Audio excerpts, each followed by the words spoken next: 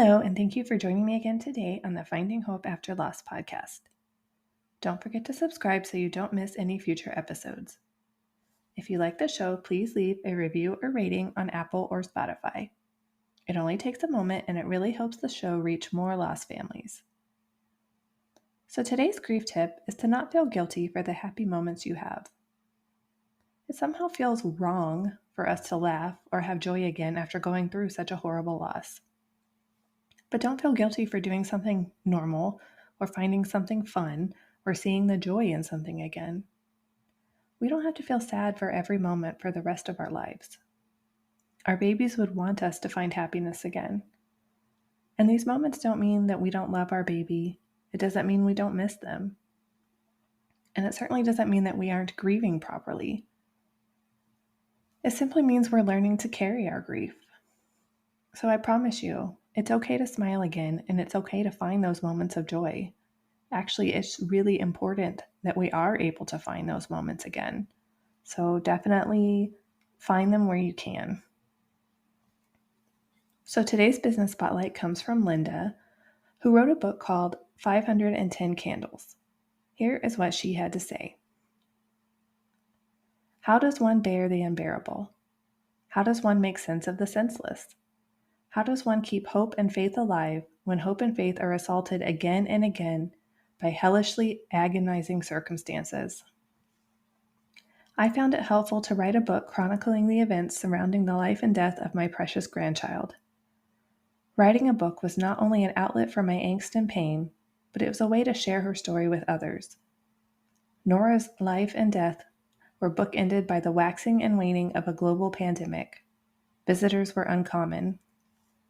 Nobody saw the day-to-day trials and tribulations that Nora went through. Even family members have said after reading the book, I had no idea. The pages of 510 Candles, the illuminations of Nora Lorraine, tell one grandmother's, my, fervent story of medical management and mismanagement spanning generations. Witnessing the adverse effects of various medicines on myself, friends, and family inspired me to do all that I could to promote and share safe, holistic healing with others. I was running a thriving acupuncture clinic when our long-awaited and treasured granddaughter was born. Nora sustained a traumatic brain injury at birth. Then she was given a grim diagnosis, a gruesome disease with no known treatment that would likely take her life within 6 months. Nora was sent home from the hospital on hospice care at the beginning of her life and at the onset of the pandemic. During her 510 days on Earth, Nora was failed repeatedly by the current healthcare system and treated by many as a child just waiting to die. She was helped by many others, most notably by ancient healing methods that are considered pseudoscience by modern medicine. Nora's story demanded to be told. 510 Candles reveals how we found hope, intention, and happiness in our granddaughter's beautiful but heartbreakingly short life. It shows how our family advocated relentlessly for a beloved, profoundly handicapped child. It shows how one baby girl spotlighted the fractures in our medical system, while at the same time illuminated the good in a world turned upside down by a pandemic. It unveils how one precious, old soul angel came to earth to teach faith lessons to the very people who were meant to teach her. The name, spirit, light, and purpose of Nora Lorraine will change and inspire all who read her story. Her name and spirit will never be forgotten. Her light will never be extinguished. Thank you, Linda, for sharing your book with us. If you're interested, you can purchase the book on lulu.com or on Amazon. So today I am talking with Michelle. She is a mom of 2 who experienced postpartum depression after her second child was born. Going through postpartum depression made her realize how little care there is for maternal mental health in general. She's now on a mission to educate others on what to look out for and on ways to deal with postpartum depression. Hello, everyone. Today I am here with Michelle, who is from Post-Partum and Beyond. Can you tell us a little bit about yourself? Yeah, absolutely. Thank you for having me. My name is Michelle. I am a mom of two, and I suffered from postpartum depression after my second child was born, and it really opened my eyes to not only the lack of care and resources postpartum, but the stigma around maternal mental health. And that has really driven me to want to educate others and just be more open about what happens to your body postpartum. I think it's such an important subject. I think that so many doctors and medical people don't do the proper screenings and the proper care, for depression and anxiety after you have a baby. Yeah, absolutely. So, do you think that doctors do a good job at screening, or do you think that there's room for improvement there? I definitely think there's room for improvement. Part of it is you really only get one postpartum visit. So how can you really tell how someone's doing during one checkup? You know, it's so easy for a mom to hide something or just not be willing to really say how they're feeling when you have this checkup. It probably doesn't last too long. And then you don't see, your OB again. There needs to be more follow-up. Mom has gone through a lot in her body from having a baby. Plus, especially if it's her first, she's now raising another human that she has no idea what she's doing. There's so many changes. There just needs to be more follow-up and more support for mom. You have baby and you have so many follow-ups for baby, and they're keeping a close eye on baby, but there's nobody keeping that close eye on mom. Yeah, I remember thinking the same thing. Like I have three living kids and one daughter who was stillborn. So I've been through the birth process four times. And, every single time I was like, wow, by the time I've even seen, the baby's had like four appointments.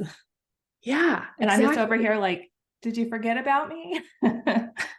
I honestly felt like, especially with my second, that my pediatrician, especially it being my second kid, I was kind of established with our pediatrician a little bit more. She, I feel like, was noticing more of a change in me than anybody else.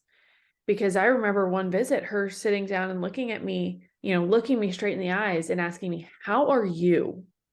Not how's baby doing, like how's everything? How are you like doing right now? And I was like, wow, I mean, I appreciated that she did it, but it's sad that that's the person that was able to see that something was wrong with me. Right. You would think it would be like your doctor, right? Yeah, exactly. I know this time around, I'm in a different state, so I'm with different doctors, and they have that like that depression screening that you have to do with the appointments. I don't know if Yeah. you ever had to do that, but my OB here didn't even do that, but the pediatrician does, and Well, I thought that that that's was a little strange. that is very strange that your OB doesn't. I mean, I understand the use of the screenings. I don't think it's really the best tool, but I mean, doing it is better than not. Right, but it doesn't feel like enough, right? No, for sure. I mean, you can very easily lie on that. So when you were going through postpartum depression, did you know that's what you had? At first I would say no. I just thought I was having a hard time. There was a lot going on. I had my son April of 2020. So if you can, I mean, there was a lot of external factors in my postpartum experience that were completely unprecedented. So I was like, well, I'm just, I'm not getting really any support because we were scared to have anybody in to our house because of everything going on. My postpartum experience was not anything like I pictured it was going to be. And so I was like, well, I'm just not coping well. And so at first I kind of thought that's what it was, but as time went on, things didn't get better. You have those, especially those first 2 weeks, you have those baby blues where it's totally normal to have those, mood swings and sadness and all that. But we were getting past that, and it wasn't getting any better. Um, some things I would say were probably even getting worse. And I just, I was like, I don't think this is normal. But at the same time, you're like, well, who do I even ask? Who do I go to and say, is this normal? Right. Without being judged, or somebody telling me that I'm a bad mom, or, some people even fear that um somebody's gonna take their baby away if they tell them how they're truly feeling. Because there were times when I felt like my family was better off without me. I definitely had the thoughts of getting in the car and just driving away, because I thought that that was the best option for my family. And that's a scary thing to tell somebody else. Right. So, um, to answer your question, at first, no, but as I kind of, as things progressed, I had a feeling that something was not right. I didn't know if it was, you don't want to necessarily have postpartum depression, so you don't want to think it's that, but I didn't think that what I was experiencing was quite normal. Right. Yeah, I think one thing is, we're told that postpartum depression can happen, but we're not really told what to look out for, or the things that we need to, try to keep an eye on. So we just think some of it is normal stuff that we're dealing with. Exactly. So I definitely think more education is always a good thing, because we're just kind of left like, okay, you just had this new baby, and come see us later, like I'm just left out to dry. Yeah, absolutely. And I think, kind of going off of what you said, that there really does seem to be a stigma against postpartum depression. Would you agree with that? I do. Um, I think I definitely think there's a stigma, maternal mental health as a whole, but a lot of moms fear that if they admit that they're struggling with their mental health, that it just automatically labels them as a bad mom, when that is, obviously not the case and farther from it. But especially when you are deep in that, you can't see the outside. You just see it as you can't be a good mom. You can't take care of your kids. If you're having trouble bonding with your child, you see it as, I can't even love my child right now. Um, and so a lot of moms are scared to ask for help because of that stigma, scared to um, even share that they've gone through that too. When if more if there wasn't such a stigma and more people were sharing, not only would it help break that stigma, but you would feel that sense of community, because you'd feel that you weren't alone in it. I definitely agree. And I think, it's one of those things that we just don't talk about because, like you said, we're afraid that we're a bad mom for it, which obviously is not the case. You've just been through a life-changing experience full of like all these hormones. Yeah, And, it is nice to know that, other people have gone through it too, that you're not alone, that you're not the only one who's gone through it, and it doesn't make you a bad person. exactly. So what are some things that you think people need to look out for postpartum depression? Um, Definitely any signs over that. So you're in those first 2 weeks, there's so many hormonal fluctuations that it is very normal to have, those mood changes, even trouble sleeping, loss of appetite, feeling overwhelmed. I mean, think about how many things in your life just changed. Feeling overwhelmed is normal. And even having like crying for no reason, because that's part of those hormone changes. But when you continue to have those symptoms past that like 14-day mark, and if they start getting more intense, um, so, if you're feeling that hopelessness, that guilt, excessive worrying, the anxiousness, changes in appetite. So that can either be not eating or eating excessively. It's going to be different for different people. It can be a loss of motivation, just you have zero motivation to do anything, trouble sleeping when you can sleep, when you have the opportunity to sleep, because we know that those don't necessarily come often. You can't fall asleep. So almost insomnia a little bit, the crying for no reason or excessively. And, obviously if you're having any suicidal thoughts, that is definitely something that is a huge red flag and that you need to talk to somebody about.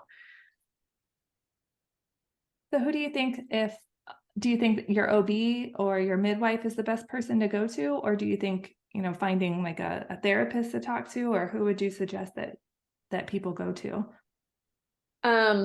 I mean, definitely a therapist. I think your OB or your midwife is probably a great first line of defense, because hopefully they would have a relationship with somebody, therapy wise, that they can get you connected with, and somebody that is going to be specialized in that postpartum care. So I think that they're a great person to go to originally and say, hey, I need some help. I'm looking for this. Do you have somebody that you can refer me to, or somewhere to point me to get the help I need? But I definitely think that a therapist is a great resource. I did therapy myself and it helped a ton. It actually helped me to uncover some birth trauma around my son's birth that I didn't realize I had. And, looking back on it, that obviously was playing into my mental health, but I didn't even know it was there to even try and heal it before therapy. I always love therapy. Like I've been, several times throughout my life. And I think sometimes I'm like, oh, I didn't even know that was the thing causing this, Yeah. Therapy can definitely uncover a lot of things and helps you to see things from a different perspective. So I know with this last birth that I had my last daughter in December, and I was dealing with a lot of anxiety after her. Mm-hmm. And when I went to my OB, she said that postpartum anxiety is a thing, which, I'd never really heard of that. I'd always heard of postpartum depression. So do you think that, those are two kind of separate things, or do you think they kind of play like hand in hand? I mean, they definitely are two separate things, but they do go hand in hand. I mean, they usually are connected, but you could have one without the other. And some people can, lean more towards the anxiety part than depression. But you can definitely have them separately, but I think postpartum anxiety is not as talked about, just because it's almost, I don't want to say more specialized, but the postpartum depression is a wider umbrella, whereas anxiety is kind of a part under that umbrella. Does that make sense? Right. So it's like a more specific kind of Yes. thing. Yeah, that makes sense. I know one thing, that is used to treat depression and anxiety is medication sometimes. Mm-hmm. So do you think that that's usually I mean, I know you're not like a doctor, but do you think that, that that's something that people should ask about? It's definitely worth asking about. Sometimes I think that people may lean towards that a little too soon. It is a good tool and is definitely needed for some people. I was on it, so I have nothing, bad to say about that. And it did help, but it was not the end all be all for me. I still felt very overwhelmed and still felt, what am I trying to say? Very overwhelmed. I had extreme brain fog, and there were some not so great side effects from the medication that I dealt with. At the time, the effects of the medication outweighed the side effects. But I think it's also important for people to know that there are, holistic and natural options out there, and more things are coming out about mental health and wellness that, because a lot of people are so hesitant to go on medication that they would rather just not do it because of either their own beliefs or the stigma than get any help at all. And I think that that's not a good option.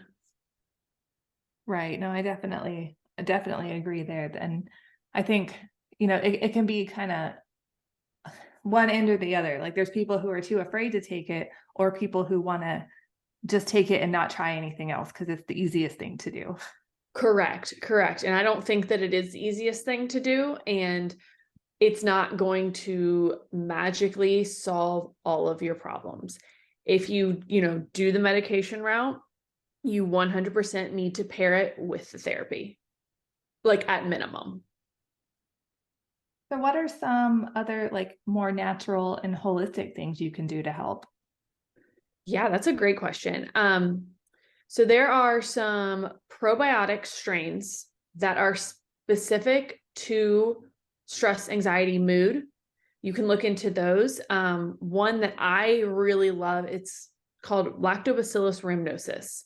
And there's actually studies that women who took that specific strain while pregnant, it helped with their mental health postpartum, which I think is amazing. Wow, yeah, I had no idea.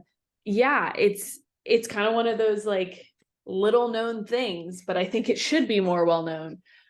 So, taking probiotics that are specific for your mental health, because not all probiotic strains are for the same things. And supporting your vagus nerve and your gut brain axis. So 95% of your serotonin is made in your gut. But if your body is not functioning optimally and it can't get to your brain, then you aren't getting those effects of the serotonin. So being able to support, the vagus nerve and that gut brain axis so that you can get those mental health and wellness benefits in your brain is huge. So this probiotic strains, I really like saffron, the spice. It helps with stress resilience and supports that vagus nerve.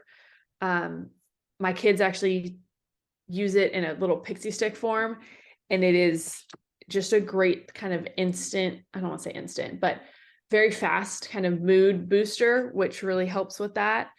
And then a couple other herbs you just need to, if you are breastfeeding, talk to your doctor, would be ashwagandha and fenugreek, which fenugreek, I feel like that one is some people say it is great for milk supply, and some people say it dries up their milk supply. So I don't really understand that one. Yeah, I've heard that too. Yeah, some people say it's like the best thing ever, and some people are like, nope, it dried me up. So, those are which is two that crazy. Like, how can it have opposite effects on on people, yeah. Yeah. So those are two that are good for your mental health, but need to be at least cautioned, or, they can be strong with, in your breast milk. So if you're breastfeeding, just making sure that baby is still feeding normally, you are still making adequate amounts and that it's not having any adverse effects on baby. I had no idea that saffron was a mood booster either. Yes. Yeah, it's coming out a lot more now. Seems like all these things that, are just around you and you have no idea like what they can do. Mm-hmm, for sure. So I know, like you mentioned, the probiotics and Mm-hmm. how you can take them, during the pregnancy. Mm-hmm. So do you think that it's, a good thing to try to be proactive about the mental health aspect before the baby's born? I don't think there's going to be anything negative to doing that. So, especially when it comes to the probiotics. So, when you are pregnant with baby, your gut bacteria, your gut microbiome, it becomes less diverse as your pregnancy goes on because your gut gets passed on to baby. And a newborn baby cannot handle a super diverse gut. Like that's not healthy for a newborn. So mom, after she has this baby, now has a very undiverse gut, which is not what you want. And so that also plays into your mental health because you don't have all these good bacterias in your gut.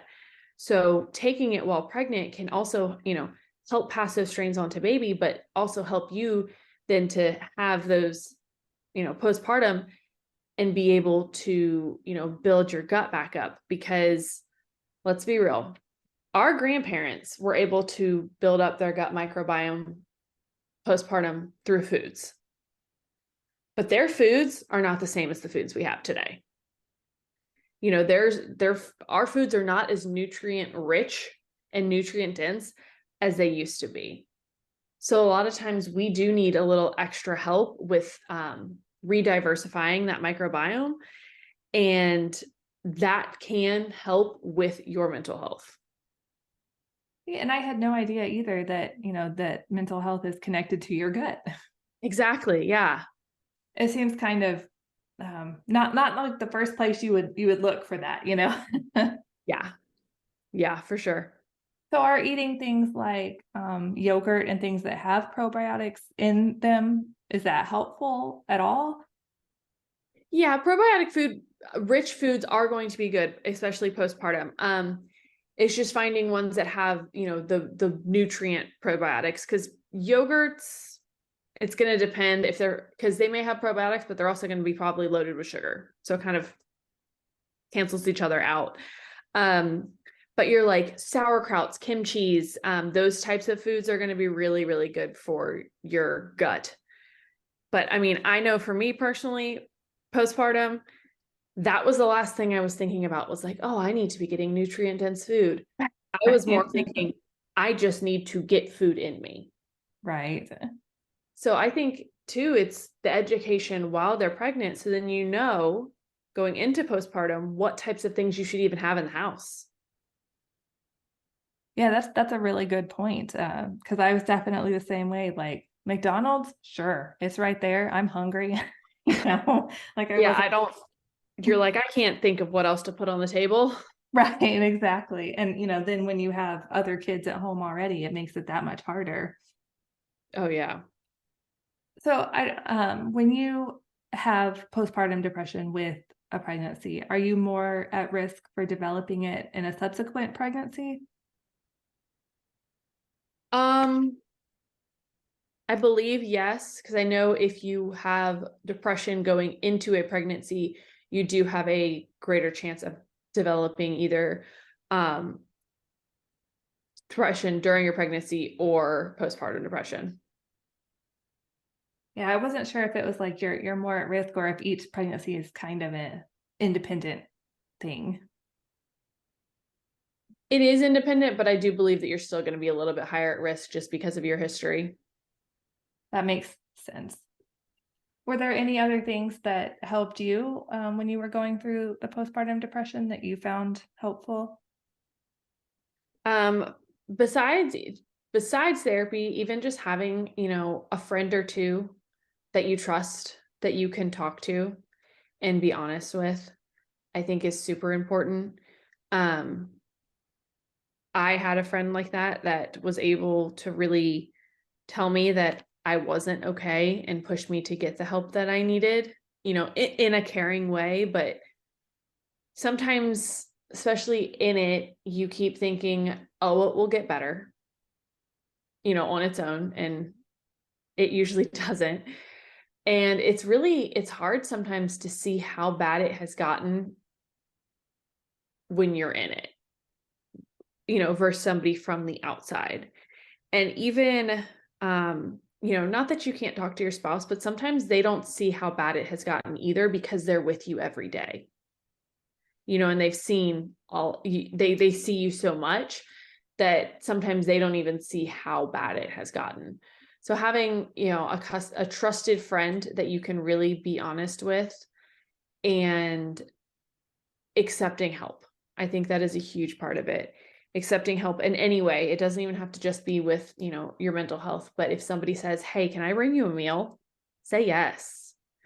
if somebody says, hey, can I come over for a couple hours and, you know, hold baby for you so you can take a nap or help you around the house, say yes. As much as you want to be, I know, especially with my first, I was like, I can do it all. I'm super mom. You don't need to be super mom. Accept the help. It is the best thing for everybody. But I don't know why so many of us do that. Like we can do it. We don't need help. We can be strong. We can get through it. And it's like, okay, accepting help is a good thing. It doesn't make you weak. It doesn't make you a bad mom. It doesn't make you anything but smart for accepting help. Exactly. So you are also a certified mental wellness coach. Yes. So can you talk a little bit about what that means? Yeah. So I just got my certification recently and I am working on, building out my coaching programs right now, actually. So my goal is to help moms with their overall mental wellness. So, everything, including sleep, nutrition, mindset, stress, supplements, exercise, kind of the holistic picture, and helping them to just be, the best version of themselves for them and their families. Because I think as moms, we put ourselves on the back burner, we put ourselves last. And having done that myself, it's not, it's really not what's best for the whole family. Because if you are running on empty at all times, you're way more likely to be impatient with your kids and snap at your kids. And, you're not going to be the fun yes mom. You're going to be the stressed out mom who is just always on edge. So I really want to help moms to be able to take care of themselves so that they can be the best versions of themselves for their kids too. Yes, I love that. I think that is so needed because I know I definitely have been that, always on edge mom at times Yeah. because of everything going on in my life. Yeah. And I definitely don't want to be that mom. Yeah. I don't think most of us do. But we forget that taking the time for ourselves, we think it's selfish to take the time for ourselves when it's not. And if you think about you'll take the time for your kids and you would tell your kids to take the time for themselves. So why are you not taking your own advice? It's easier to give advice than take it, right? For sure. For sure. So if people wanted to find out more information about your coaching services, where would they go for that? The best place would be just follow me on Facebook or Instagram. So I'm on Facebook at Michelle Solger and Instagram at Postpartum and Beyond. Um, and I'll be posting things there as I build out these programs. And I also do have a private Facebook community called Postpartum and Beyond on Facebook. And it's just a great mama community, a place for moms to connect. And also, I do education and add a lot of value there and answer people's questions. I think that's great that you're building that community. I think it's so helpful to have, other people in a community that you feel you can go to with questions and advice and just, like we said, no, you're not alone. Exactly. Yep. That's exactly what I'm trying to do. Make it a safe place for moms that they can come and, ask those questions that they may be scared to ask to their friends, or publicly, and be able to just get that support of other moms. So is there anything else that you would like to share or add? Um, no, I think the thing I love to tell moms is, I've already said it, don't be afraid to accept the help. It doesn't make you, you know, any less for accepting help. It just makes you smart. Yes, exactly. I know I had a hard time with that too, but now I'm like, you want to help? Yes, I will Yes. accept it. I do think it gets easier the more kids you have. Yeah, I do agree with that. The first one, I was like, no, I'll do it. And now I'm like, you want to do it? Here. You want to take them? Here you go. I'll see you later. But yes, no, definitely great advice. Well, I want to thank you so much for coming on today and talking about this really important issue. I think it's going to be really helpful to a lot of moms out there. Yes, thank you so much for having me and letting me share this. Thank you so much, Michelle, for sharing all this great information with us.